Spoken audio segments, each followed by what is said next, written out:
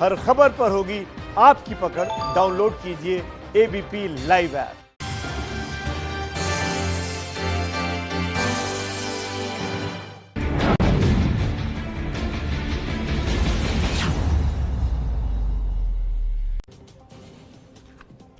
तो उत्तर प्रदेश के बुलंदशहर में 3 करोड़ 80 लाख की स्कॉलरशिप पाने वाली लड़की सड़क पर तड़प कर मर गई। इंटरमीडिएट में टॉप करने के बाद अमेरिका में पढ़ने वाली बेटी मनचलों की वजह से हुई सड़क दुर्घटना में दुनिया छोड़ गई। जी हां, अपने चाचा के साथ वो जा रही थी। सुदीक्षा नाम इस लड़की का। कुछ सड़क छाप शोहदों की वजह से अब इस दुनिया में नहीं है हमारे बीच। चाचा के सामने ही मनचले सुदीक्षा से छेड़खानी करने लगे थे। सुदीक्षा के पिता ने कहा था कि अगर मैं होता तो मनचलों का मुकाबला करता। सवाल ये कि क्या उत्तर प्रदेश में बेटियां सुरक्षित नहीं है? बदमाशों को उत्तर प्रदेश पुलिस का डर नहीं है? जिस तरीके से कानून व्यवस्था के कुछ मामले पिछले दिनों में सामने आए हैं, उसके बाद ये सवाल और गंभीर हो जाता है।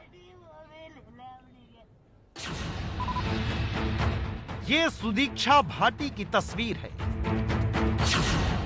सुदीक्षा यूपी इंटर बोर्ड में जिले की टॉपर थी। सुदीक्षा को 3 करोड़ 80 लाख रुपए की स्कॉलरशिप मिली थी। सुदीक्षा स्कॉलरशिप पर अमेरिका में पढ़ रही थी, पर अब सुदीक्षा इस दुनिया में नहीं है। बुलंदशहर में उन्हें मनचलों की वजह से मरना पड़ा। बुलंदशहर पार करा तो चौराया कोई गांव है ऐसे ही, उसके पास से बाइक एक बुलेट थी। उस बुलेट ने कई बार हमको ओवरटेक करा, फिर ऐसे घुमाया इधर उधर को घुमाया। हमने फौर और धीमी कर ली, स्टड से मारने लगा। वो स्टड मारने के बाद में हमने धीमी करी अपनी बाइक, फिर भी उसने और आगे से जाकर फिर एकदम हमारे आगे एकदम ब्रेक मार दी। ब्रेक मारने के बाद में भी हमारी बाइक एकदम कंट्रोल पे हो, उसमें ज़्यादा सीधी टक्कर लगी। सीधी टक्कर लगते ही मैं ऐसे ही गिर गया हूँ और मेरी भतीजी पीछे गिरी उस सर्स के उससे, और मैं पहचान नहीं पाया। ऐसा बुलेट थी केवल उसमें, और वो हो गया तो उस पर जाट लिखा हुआ था, वो वहाँ से चला गया है। कोरोना के संकट में जब जान बचाना मुश्किल है, सुदीक्षा के परिजन पोस्टमार्टम घर में खड़े हैं। इनके सबके मन में सवाल है कि चाचा के साथ मोटरसाइकिल पर बैठी भतीजी भी महफूज नहीं है। पूरी सभ्यता से रहने वाली लड़की भी सुरक्षित नहीं है। टॉपर स्कॉलरशिप होल्डर लड़की भी छेड़खानी का शिकार हो तो आखिर समाज कहां खड़ा है? बेटी हमारी यूएसए अमेरिका में पढ़ रही थी और गवर्नमेंट खर्चे पे पढ़ रही थी। उसने बुलंदशहर टॉप किया था यहाँ से, इस जिले से ही, और उसी बेस पे गवर्नमेंट ने उसे पौने 4 करोड़ की स्कॉलरशिप दी थी, जिस पे वो जाके अमेरिका में अपनी पढ़ाई कर रही थी। उसकी छुट्टियां पड़ी थी, कोरोना की वजह से वो यहाँ आ गई। अभी उसकी 20 तारीख में फ़्लाइट थी, जिससे उसे अमेरिका वापस जाना था। उसकी वजह से उसने सोचा कि वो मामा के यहाँ एक बार हुआ है, पता नहीं 1 साल में या 2 साल में कब वापस आ पाएगी। ये है पुलिस के अधिकारी जिनके खौफ से मनचलों को कांपना चाहिए था, पर उन्होंने एक पढ़ने वाली बेटी को मार डाला। अब पुलिस रटे रटाए जवाब दे रही है। सुदीक्षा की दर्दनाक परिस्थितियों में मौत हो गई। अभियोग पंजीकृत कर लिया गया है और जो मोटरसाइकिल वाला था जिससे एक्सीडेंट हुआ है उसकी तलाश की जा रही है, विवेचना की जा रही है। सुदीक्षा अब लौट नहीं सकती, पर पुलिस चाहे तो और सुदीक्षाओं को मजनुओं से बचा सकती है। एबीपी न्यूज की मांग है कि यूपी में बड़े पैमाने पर ऑपरेशन मजनू शुरू किया जाए। हर थाने में मजनू रजिस्टर बने, इलाके के मजनू की पहचान हो, मजनू पर संगीन धाराओं पर मुकदमा कायम हो, ताकि भविष्य खराब होने का डर उन्हें किसी सुदीक्षा को मारने से रोके। तो सवाल यह है कि रोमियो स्क्वाड बने थे, बहुत बड़ी बड़ी बातें की गई थी। कहा गया था कि जब भारतीय जनता पार्टी की सरकार आएगी उसके बाद महिलाएं सुरक्षित होंगी, बच्चियां स्कूल जा सकेंगी, कॉलेज जा सकेंगी। लेकिन उसके बाद ये जब तस्वीर आती है, एक ऐसी होनहार, एक ऐसी आशा, एक ऐसी रोशनी, वो आपकी जहालत के अंधेरे में विलीन हो जाती है और आप उसकी सुरक्षा नहीं कर पाते हैं। तो इसके लिए जिम्मेदार कौन होगा? शोभना, ये सोचने वाली बात है। ये हमारे पूरे समाज पे तमाचा है, बहुत शर्म की बात है किसी भी सरकार के लिए। और कोई भी सरकार हो, कितने भी नारे देते रहिए, बेटी बचाओ, बेटी पढ़ाओ, कुछ भी कीजिए, लेकिन जो स्थिति बेटियों की है, बड़े सवाल खड़े होते हैं। क्या उत्तर प्रदेश में बेटी सुरक्षित नहीं है? जिस तरीके से सुदीक्षा की मृत्यु हुई है, क्या बदमाशों को उत्तर प्रदेश पुलिस का डर नहीं है? ये बड़े सवाल खड़े होते हैं। जिस तरीके से उत्तर प्रदेश में बेटियों की सुरक्षा की जिम्मेदारी किसकी है? सुदीक्षा भाटी की मृत्यु के बाद ये गंभीर सवाल एबीपी न्यूज लगातार पूछ रहा है, प्रशासन से भी, सरकार से भी और समाज से भी। उत्तर प्रदेश में बेटियां पढ़ें तो कैसे पढ़ें, और ये मंचलों के खिलाफ एक्शन कब लिया जाएगा? ये 6 तस्वीरें आपके सामने। बेटी की सुरक्षा कैसे? मंचलों की शिकार हुई सुदीक्षा, वो लड़की जो होनहार, पढ़ने में तेज, भारत से विदेश गई पढ़ने के लिए, सड़क दुर्घटना में मौत हो जाती है। अभिषेक रावत हमारे सहयोगी हमसे जुड़ रहे हैं, सुदीक्षा के घर पर मौजूद है। अभिषेक, मैं आपसे समझना चाहूंगी कि परिवार कह रहा है कि मंचलों की वजह से ये पूरा हादसा हुआ है, पुलिस का अब क्या कदम है अगला? देखिए शोभना, इसमें जो सबसे बड़ी बात है अभी पुलिस की तरफ से वो ये है कि किसी भी अधिकारी ने अभी तक परिवार से किसी तरीके का कोई संपर्क नहीं किया है।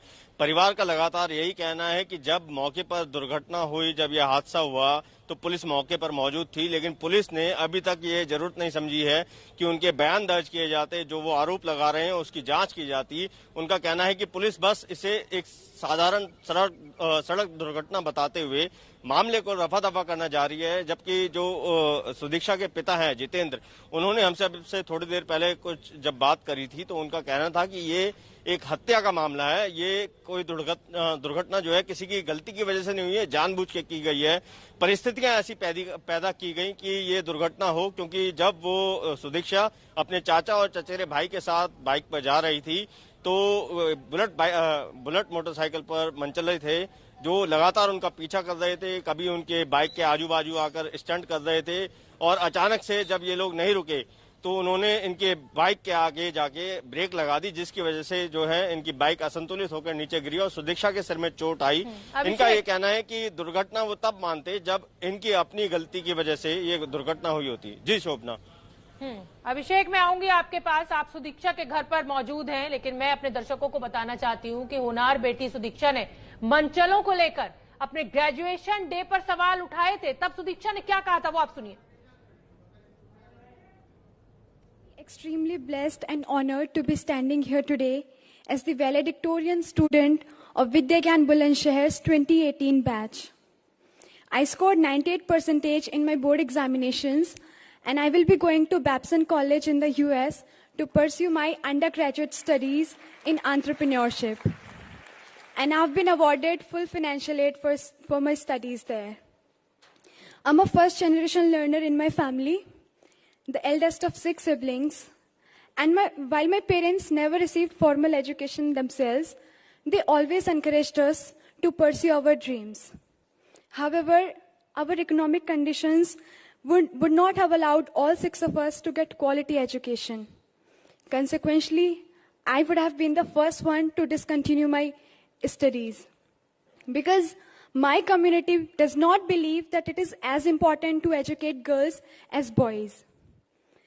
The turning point in my life came on the day when I was selected to join Vidyagyan in 2011. I belong to a section of Uttar Pradesh where most girls drop out of school just after completing their primary education because cases of eve teasing are prevalent. And most parents don't think it is safe to send their girls out to study at schools. Given this, I had to convince my parents to not just let me continue my studies, but also to let me move away from home and stay at a residential co-educational campus. And I thank my father for trusting me and letting me pursue my dreams. तो देखिए, सुना हमने सुदीक्षा को, राजकिशोर।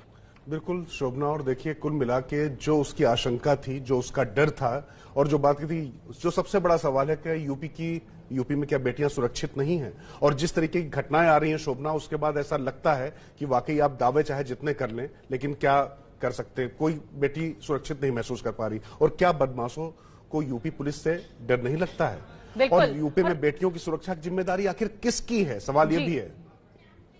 और राजकिशोर, जिस तरीके से उस छोटी सी बच्ची ने अपने संबोधन में ये कहा कि बेटियां इसलिए घर से बाहर नहीं निकल पाती, आगे की पढ़ाई लिखाई नहीं कर पाती, क्योंकि मंचलों का डर रहता है, माता पिता सुरक्षित नहीं महसूस करते हैं। बहुत बड़ी बात सरकार और प्रशासन दोनों से सवाल। बड़ी खबर इस समय यह आ रही है कि सुदीक्षा मौत मामले में बुलंदशहर पुलिस का दावा है कि छेड़खानी के बाद घटना जो हुई उसके तुरंत बाद नहीं कही गई छेड़खानी की बात। पुलिस के दावे के मुताबिक सुदीक्षा अपने भाई के साथ बाइक पर जा रही थी, तभी सामने बुलेट ने ब्रेक मारा तो सुदीक्षा के भाई की बाइक बुलेट से टकरा गई, जिसमें सुदीक्षा की मौत हो गई। साथ में चलने वाले भाई से और स्थानीय लोगों से जो प्रत्यक्षदर्शी थे उन्होंने पूछताछ की गई तो उन्होंने ये बताया कि सामने से एक बुलेट मोटरसाइकिल जा रही थी। ट्रैफिक के कारण बुलेट मोटरसाइकिल ने अचानक ब्रेक लिया। ब्रेक लेने के बाद ये मोटरसाइकिल जिसमें भाई बहन थे वो जाकर के उससे टकराई और टकराने के बाद लड़की के गिरने से दुखद मृत्यु हो गई। उस समय भाई ने अथवा प्रत्यक्षदर्शी किसी ने छेड़छाड़ आदि की बात नहीं बताई थी और ये बताया था कि इसी तरह से एक्सीडेंट की घटना घटित हुई है। तो शोभना वही कहानी कि एक बार में पुलिस की अभी अलग थ्योरी आई है। चलिए खैर जांच के बाद आगे पता चला, लेकिन ये घटना वाकई अपने आप में स्तब्धकारी है।